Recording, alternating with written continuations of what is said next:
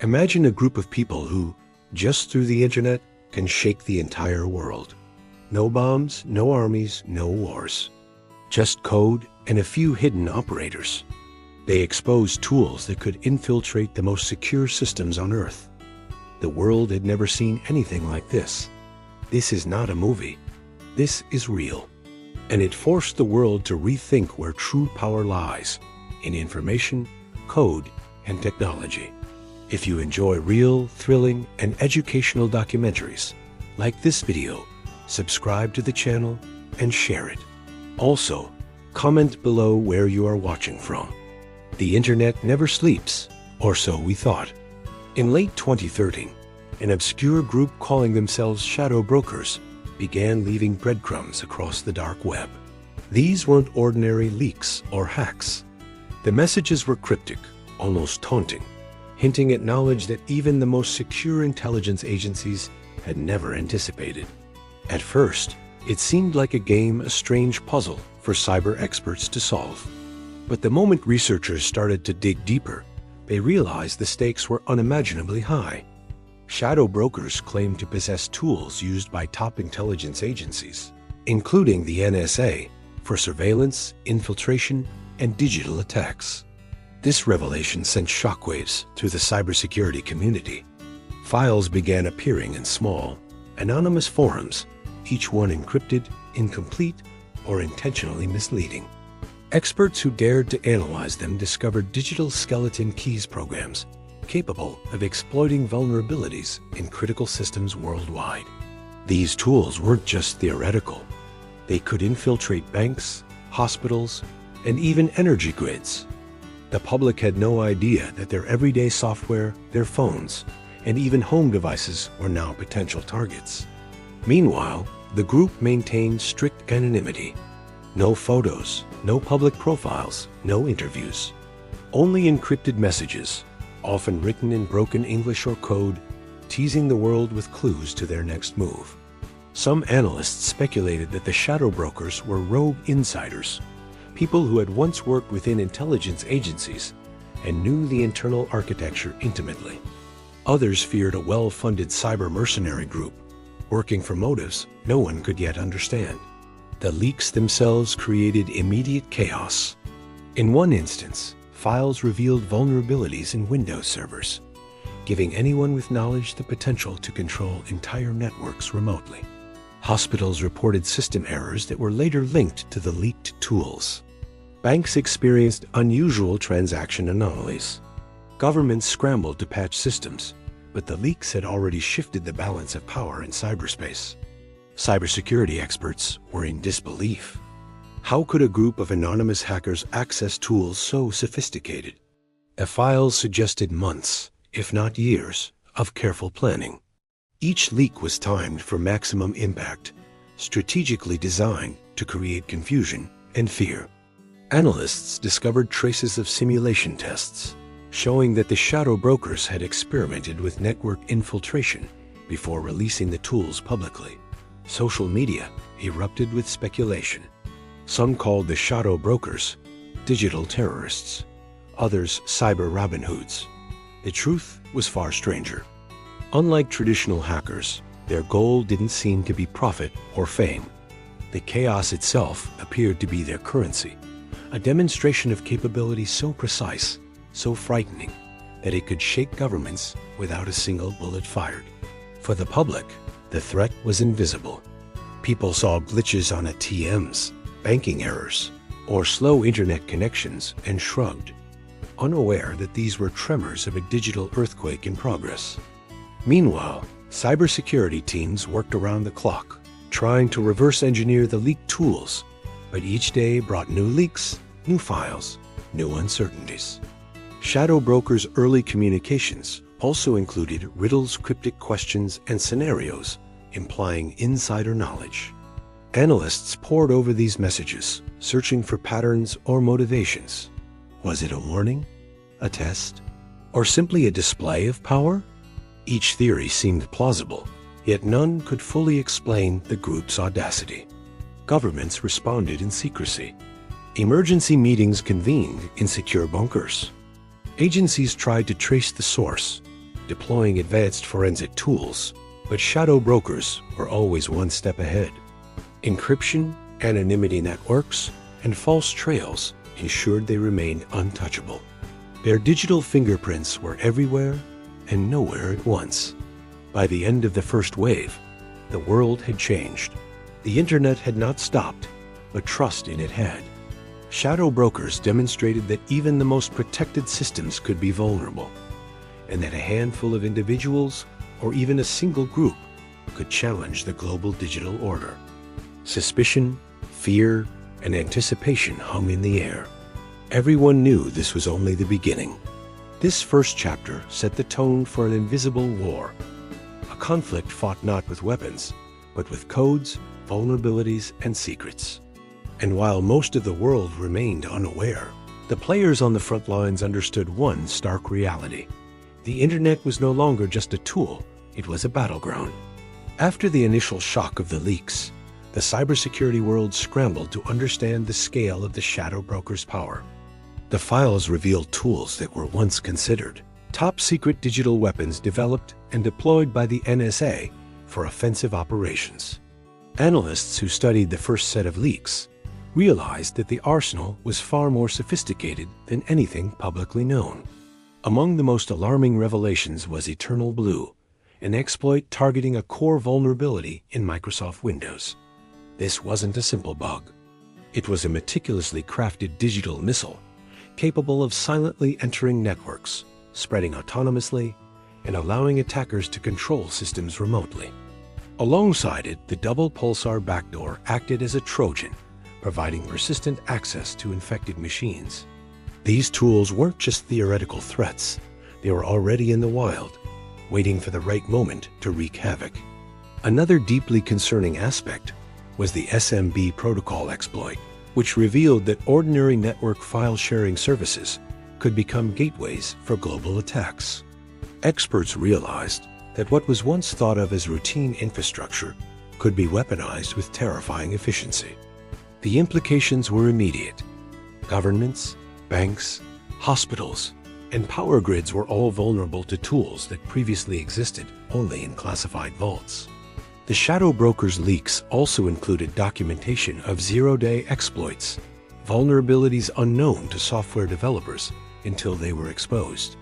These were the crown jewels of cyber warfare flaws that could bypass even the strongest firewalls. The mere knowledge of these vulnerabilities could empower hackers to infiltrate networks undetected. Forensic analysis showed that spyware functionality embedded in these tools could silently monitor, record, and transmit sensitive information. This meant that a single compromised system could leak data from thousands of connected devices, turning a private network into an intelligence goldmine. Network vulnerabilities didn't stop there. The shadow brokers' revelations detailed ways to exploit network access points, revealing weak configurations, outdated protocols, and unsecured endpoints that could serve as entryways for sophisticated attacks. Experts noted that even small misconfigurations could have catastrophic consequences when combined with these tools. As analysts examined the files, rogue operators hackers who act independently of governments were seen as a growing threat. Shadow brokers' arsenal could theoretically fall into the hands of mercenaries, criminals, or foreign actors. The potential for misuse elevated the stakes beyond national defense into global security. Delving deeper, researchers tried to understand hacker motivations. Were these tools leaked to expose vulnerabilities for the greater good, or simply to demonstrate power? Every scenario suggested a mix of political, financial, and ideological motives, but the sheer scale of the arsenal hinted at intentions far beyond ordinary hacking. Shadow brokers had blurred the lines between ethical disclosure and strategic sabotage. What emerged was clear. The modern battlefield was no longer defined by tanks or fighter jets. The digital weapons exposed by shadow brokers were capable of silent, precise, and unstoppable operations. Entire industries could collapse without a single physical attack. Cities depending on smart grids could be plunged into darkness. Hospitals could lose access to patient data at critical moments. Financial systems could freeze, potentially triggering economic panic. The first lessons were brutal. Organizations scrambled to patch vulnerabilities, deploy security updates, and isolate exposed systems. But for many, it was already too late. The existence of these tools in public hands meant that no system could be considered completely safe. The landscape of cybersecurity had irrevocably changed. For the public, the danger remained largely invisible, but the consequences were all too real. Banks, energy providers, and hospitals began reporting irregularities linked to the tools revealed by the shadow brokers. Security teams worked around the clock, but each new discovery of a leaked exploit forced a re-evaluation of what was thought secure yesterday. World was not only trying to patch vulnerabilities, they were trying to understand the messages behind the chaos. Shadow brokers' communications were never straightforward. The cryptic forum messages appeared in encrypted posts on hidden platforms, written in broken English, symbols, and code. To outsiders, they seemed nonsensical. But for seasoned analysts, they hinted at the capabilities of the leaked tools, their intended targets, and, sometimes, hidden warnings about what could come next. The group operated within anonymous hacker communities, online spaces where identities are never verified and actions are untraceable. These forums allowed shadow brokers to communicate without ever revealing their real-world identities.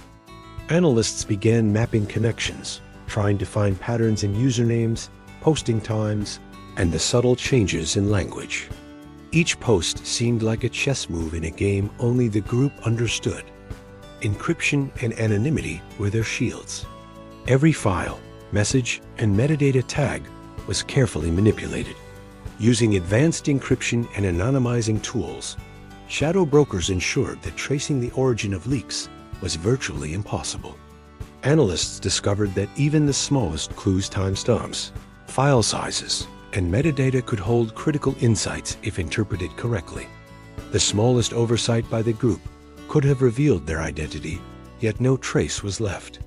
Some researchers focused on metadata clues in leaks. These subtle fingerprints, sometimes hidden in file properties, hash values, or system logs, offered hints about which internal teams or systems had been compromised. But the clues were scattered, contradictory, and often misleading. The very design of the leaks created layers of digital misdirection, turning every investigation into a complex puzzle. Shadow brokers didn't just leak, they also simulated attacks before releasing their tools. Analysts discovered test logs and evidence that the group had conducted virtual attacks in controlled environments to understand potential outcomes. This revealed a terrifying level of sophistication. Every exploit was pre-tested, predicting failures and optimizing for maximum impact. The potential for digital chaos was staggering. Analysts estimated that if even a fraction of the leaked tools were deployed by other actors, entire networks could collapse silently. The leaks weren't random, they were precise. Shadow brokers understood that confusion, uncertainty, and fear could be more powerful than a direct cyber attack. Insider threats became a critical concern. The messages suggested that shadow brokers might have access to sensitive internal knowledge from within agencies. Detecting rogue insiders or compromised employees became a top priority. Every breach was carefully monitored to prevent further leaks and understand the chain of exposure. Social engineering attempts were also evident.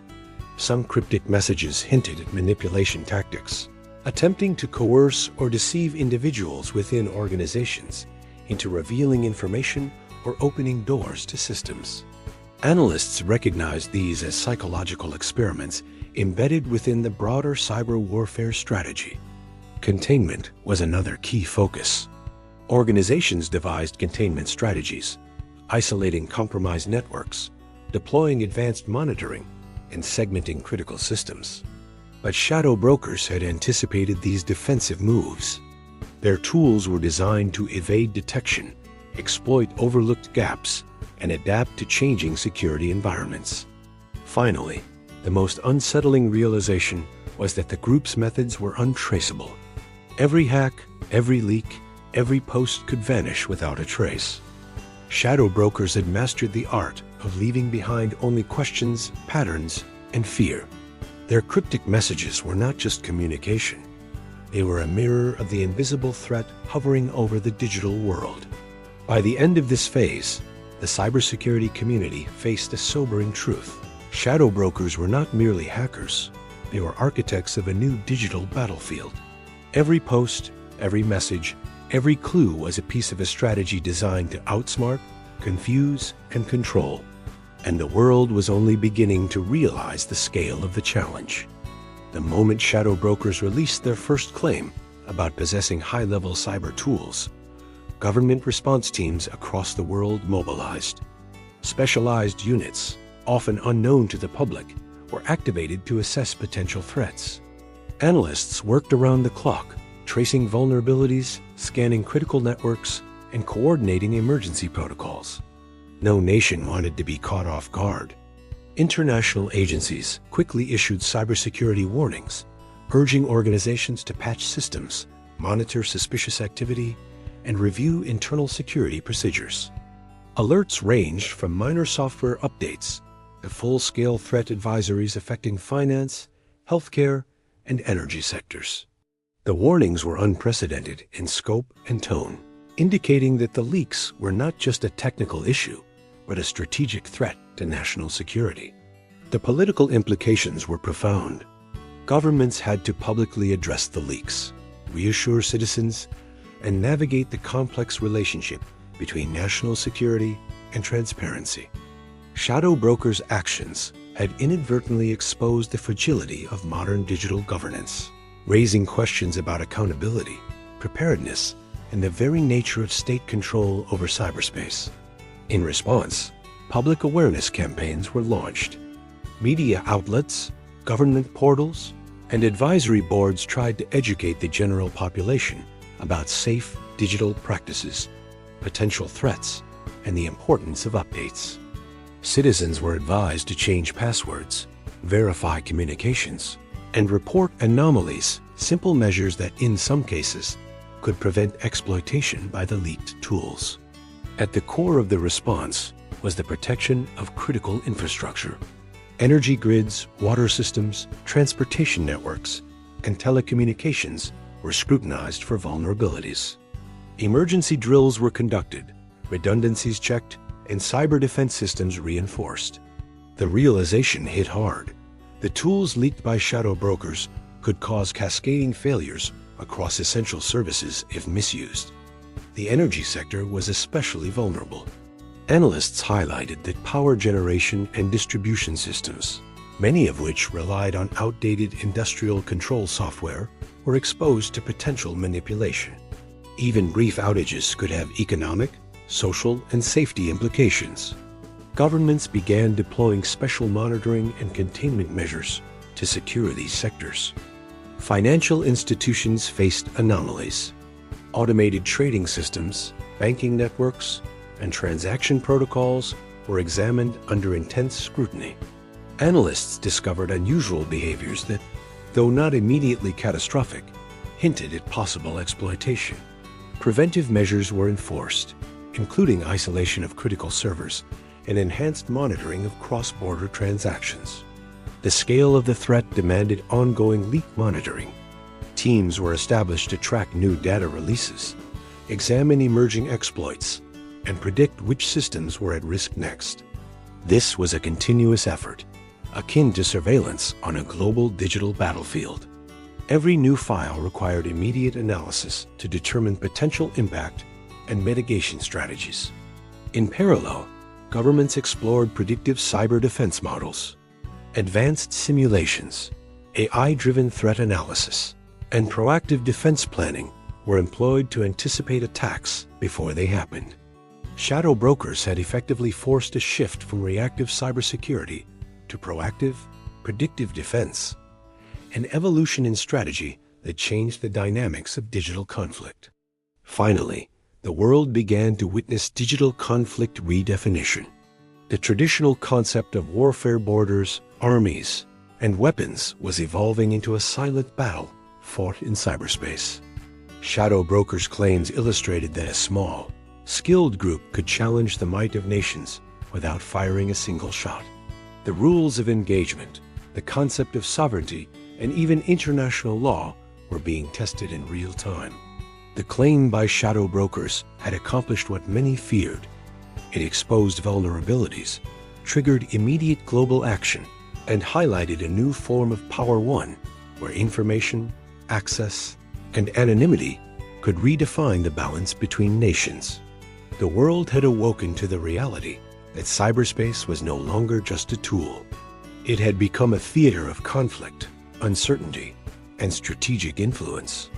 The first major wake-up call came with WannaCry ransomware, which leveraged one of the tools leaked by shadow brokers. Hospitals in multiple countries faced sudden system lockdowns. Patient records were inaccessible, surgeries delayed, and medical staff scrambled to adapt to manual processes. The ransomware spread with frightening speed, proving that the leaks were not abstract risks. They could instantly disrupt lives.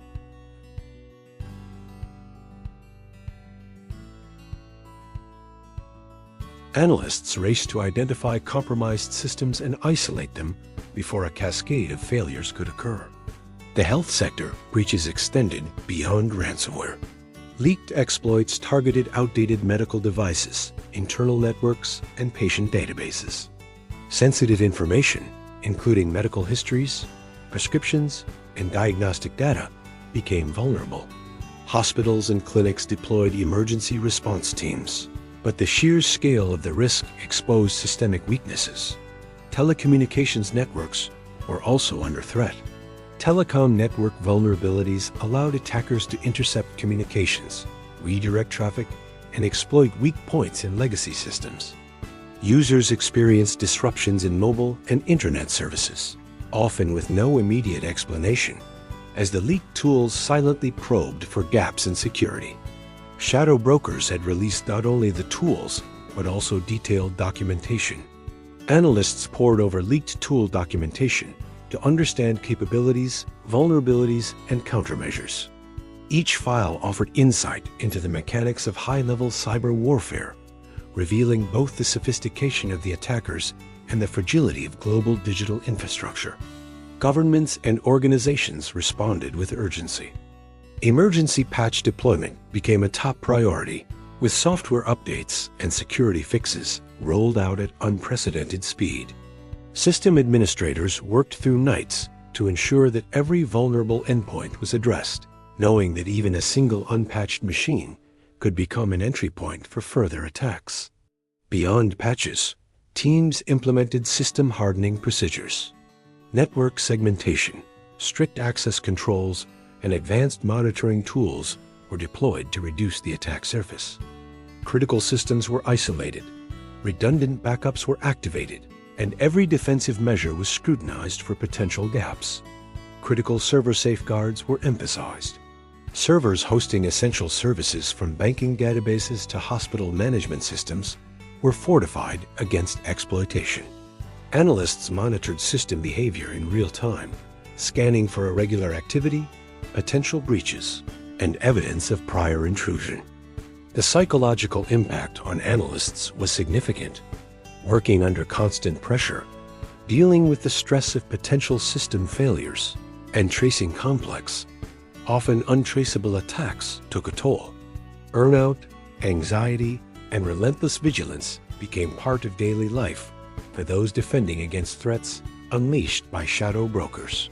Finally, the world began to distill lessons for future cybersecurity. The importance of proactive defense, continuous monitoring, and rapid response was clearer than ever. Organizations recognized that vulnerabilities can exist unnoticed for years, and the human factor training, awareness, and decision-making was just as critical as technology in maintaining secure systems. Shadow brokers had not just leaked tools. They had delivered a masterclass in both offensive and defensive cyber operations. The damage was real, the lessons profound, and the stakes higher than anyone had imagined. As the digital battlefield evolved, one truth became undeniable. The age of cyber warfare was not coming. it had already arrived. The first reaction was global shock and urgency. Nations across continents scrambled to assess their vulnerabilities and secure critical infrastructure. Cybersecurity teams, intelligence agencies, and emergency response units coordinated on unprecedented scales.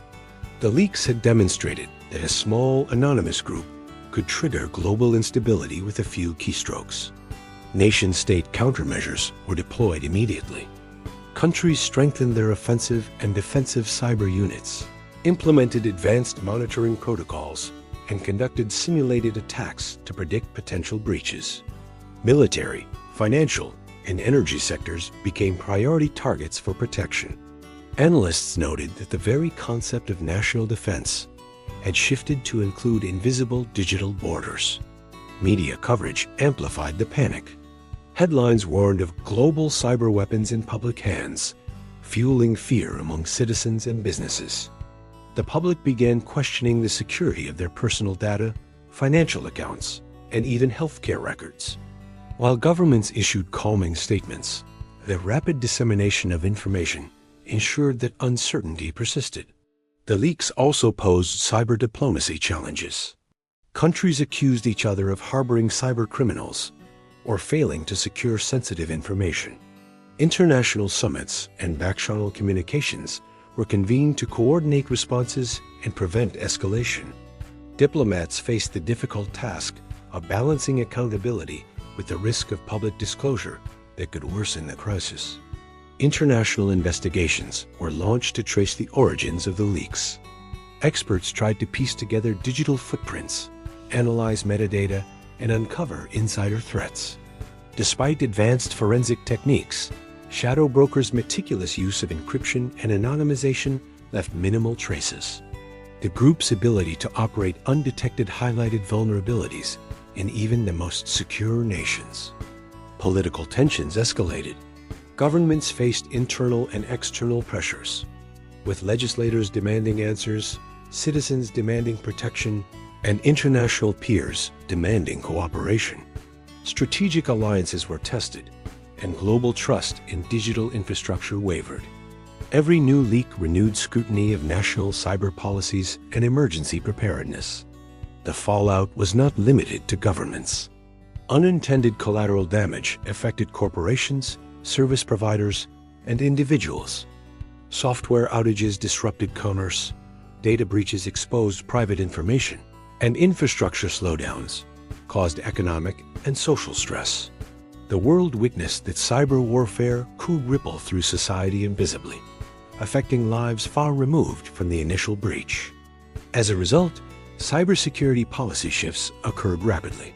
Nations revised regulations, updated standards, and implemented stricter compliance measures. Proactive defense strategies became mandatory, emphasizing threat anticipation rather than mere reaction. Organizations redefined risk assessment models, integrating global cyber threats into national security planning.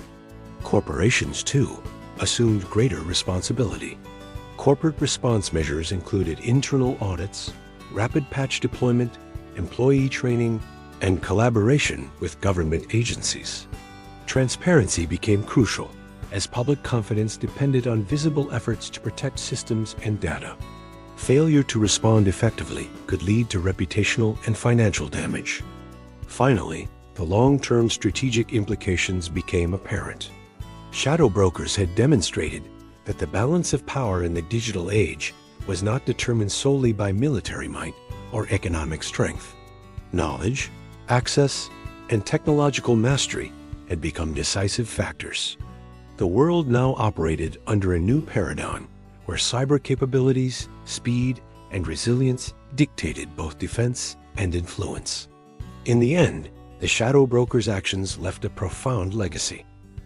Global awareness of vulnerabilities, urgent modernization of defenses, and a recognition that the unseen consequences of cyber operations could shape geopolitics, economies, and societies in ways previously unimaginable. The ripples were far from over. They had only begun. The first priority was accountability and responsibility. Governments, corporations, and cyber teams faced questions. Who allowed such vulnerabilities to exist? How could leaks of this magnitude happen? Internal reviews and external audits were launched to assess the failures that had enabled shadow brokers to succeed. Some individuals were held responsible. Others found systemic weaknesses to address. Organizations began implementing long-term security measures. Network segmentation, strict access control, continuous monitoring, and multi-layered encryption became standard practices. Lessons from past breaches informed the design of secure systems, and every organization from hospitals to banks adopted proactive strategies to prevent future exploitation. Public and private sector cooperation became vital. Governments shared intelligence with corporations, and private cybersecurity firms collaborated across borders. Joint task forces were established to track emerging threats, exchange knowledge, and coordinate incident response. The leaks had shown that no single entity could protect critical infrastructure alone. Efforts to define global cyber norms gained momentum. International organizations, policymakers, and security experts debated rules for responsible behavior in cyberspace, acceptable retaliation, and cross-border digital conduct. Shadow brokers had exposed not just vulnerabilities, but a gap in international governance. Analysts distilled lessons learned. Vigilance, layered defenses, and anticipation were far more effective than reactive measures. Understanding adversary tactics, monitoring insider threats, and continuously updating defenses were essential for survival. Every new exploit, every leak, provided insight for those preparing for the next wave of attacks. Psychological resilience became a recognized factor in cybersecurity. Analysts and response teams endured high-pressure environments, prolonged uncertainty, and constant threats. Training and support programs were established to mitigate stress, prevent burnout, and ensure teams could perform under sustained pressure. Policy recommendations evolved rapidly. Governments required mandatory security audits, stricter compliance, and clearer reporting procedures. International collaboration on cybercrime investigation was formalized, and national strategies incorporated proactive defense and predictive modeling to anticipate future attacks. Experts also focused on future threat predictions. Shadow brokers demonstrated that small, skilled actors could have disproportionate global impact. Threat modeling now included scenarios for rogue groups, insider threats, and cascading effects from leaks. Organizations prepared for the unexpected, knowing that technology evolves faster than policy or human response. The episode also sparked discussions on cyber ethics and governance. Questions arose. Should certain exploits ever exist? How should responsible disclosure be handled? Who is accountable for dual-use tools that can protect or destroy? Shadow brokers forced the world to confront the moral dimension of digital power. Finally, the enduring shadow of shadow brokers persisted. Even years later, their leaks remained a reference point for cybersecurity, geopolitics, and strategic planning. They had permanently altered the landscape. Governments upgraded defenses, corporations strengthened policies, and individuals became more aware of digital threats. The world had learned that in cyberspace, shadows can be as powerful as armies. The story concluded not with a resolution, but with a lesson. Vigilance is continuous, security is evolving, and the digital realm requires constant adaptation. Shadow brokers may have vanished, but the legacy of their actions continues to shape the rules, strategies, and consciousness of the global digital community. This story shows that modern power isn't just in armies or weapons. It's in knowledge, code, and technology. The mystery of the shadow brokers remains unsolved, but their impact is still felt today. If you found this documentary informative, like, subscribe, and share. Disclaimer: this video is for educational and informational purposes only. It does not encourage hacking or illegal activities. All information is based on public reports and verified cybersecurity analyses. Use it only for awareness and learning purposes.